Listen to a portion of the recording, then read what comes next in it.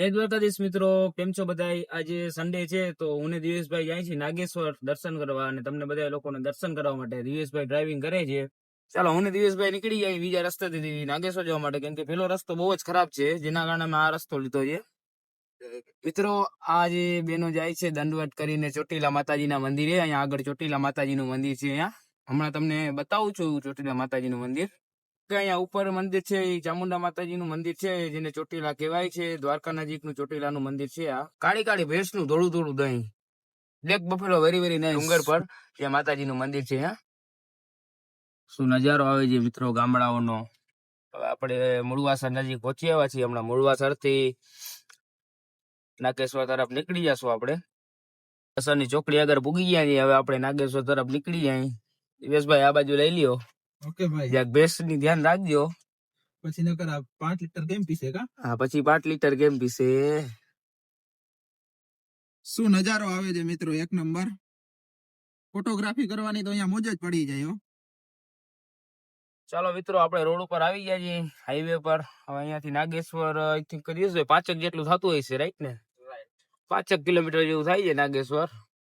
આપણે હમણાં નાગેશ્વર પૂગી એટલે તમને મહાદેવના દર્શન કરાવી દઈએ.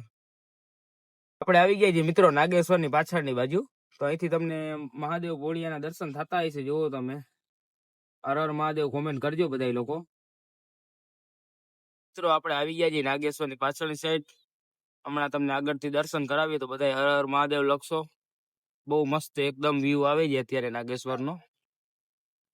ચાલો દર્શન કરો મિત્રો, હર હર મહાદેવ લખશો બધા લોકો. હર હર મહાદેવ મિત્રો, આપણે નાગેશ્વર પહોંચી ગયા છીએ. બધા લોકો કોમેન્ટ કરી નાખજો. હવે અમે લોકો, હું ને દિવ્યેશભાઈ આવ્યા છીએ, તો અમે બે દર્શન કરતા આવીએ અંદર. ચાલો મિત્રો, તો પછી હવે દર્શન કરીને પાછા મળીએ. હાલો જય ભાઈ, દર્શન અમે લોકો દર્શન કરી લીધા છે મેં ને દિવ્યેશભાઈ. તો હવે અમે તો ખાલી માવો ખાતા હતા. દિવ્યેશભાઈ જેવા માવો બનાવે છે, બરોબર છે. ત્યાં તો અમને આઈડિયા નહીં હોય તમને, એ લોકો અમને મળી ગયા છે, બરોબર છે. અમને મળી ગયા છે આપણા રોહનભાઈ. એટલી વારમાં તો ક્યાં ગાયબ થઈ ગયા છે.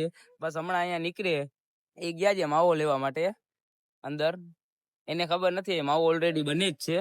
રોહનભાઈ, શું લ્યો છો ભાઈ? આપણા સબસ્ક્રાઇબર મતલબ આપણા રોહનભાઈ આપણે મળી ગયા છે. કેમ છો રોહનભાઈ? જય દ્વારકાધીશ. જય દ્વારકાધીશ. દિવ્યેશભાઈ પણ એને હાથ મલાવે છે. આજે રોહનભાઈ થોડાક ફોર્મમાં છે, ફૂલ ફોર્મમાં છે. ચાલો મિત્રો, હવે આપણે નાગેશ્વર ને બાય બાય કહીને આપણે દ્વારકા જવા માટે પાછા નીકળી ગયા છીએ. તો ચાલો બધા લોકોને હર હર મહાદેવ, અને સાંજે લાઈવ માં મળીએ બધા લોકો. જય દ્વારકાધીશ.